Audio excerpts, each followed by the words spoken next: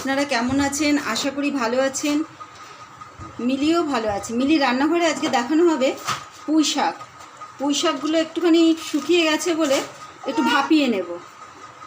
এই যে পুঁই শাক,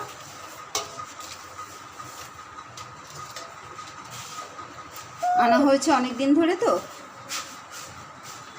বেগুন দেব, সব একসঙ্গেই ভাপিয়ে নেব। আলু,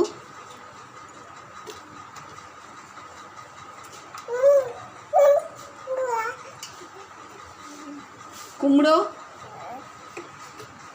এই যে ঝিঙে, সঙ্গে কাঁচা লঙ্কাও আছে, কাঁচা লঙ্কাও দিয়ে দিলাম। পরিমাণ মতন নুন দেব। এগুলো ভেজে করলেই ভালো হয়, কিন্তু যেহেতু ডাটাটা একটুখানি শক্ত আছে, আনা হয়েছে অনেক দিন ধরে, শরীর খারাপ ছিল বলে হচ্ছে না। নুন দিয়ে দিলাম পরিমাণ মতো।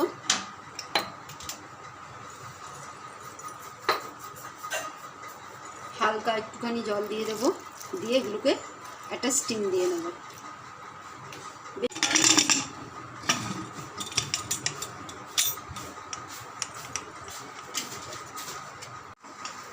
একটা স্টিম দিয়ে নামিয়ে দেবো।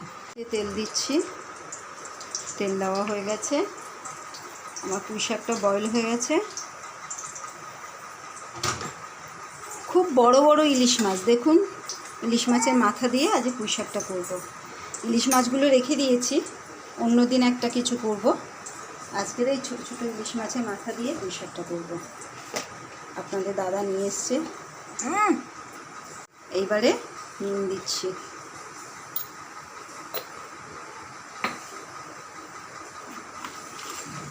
মাছগুলো ভাজা বসাবো।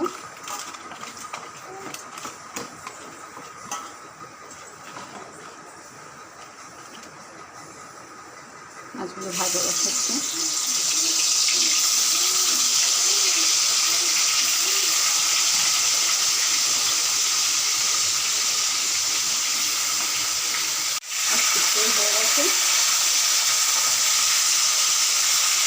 ইলিশ মাছের মাথা দিয়ে কচুর শাকও ভালো হয়। তুলে নেব।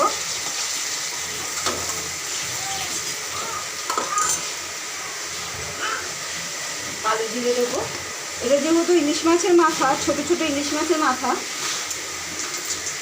কালো জিরে দেবো। পরিমাণ মতন হলুদটা দিয়ে দেবো। আর কোনো মশলা দেবো না। এটাকে ঢেলে দেবো। বয়েল করেছি, ঢেলে দেবো।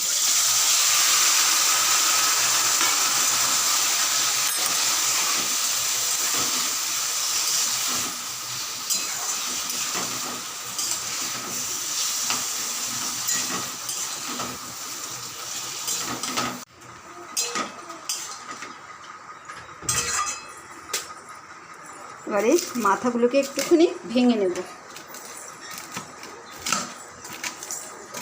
খুব বড়, বেশি বড় মাথা নয়,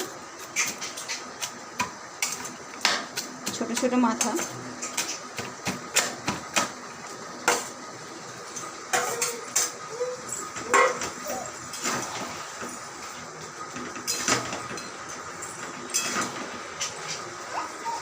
এর মধ্যে একটুখানি মিষ্টি দিতে পারেন, আমি দেব না। যারা মিষ্টি খেতে ভালোবাসেন, মিষ্টি মিষ্টি, তারা মিষ্টি দিতে পারেন। খেতে কিন্তু খুব সুস্বাদু হয়।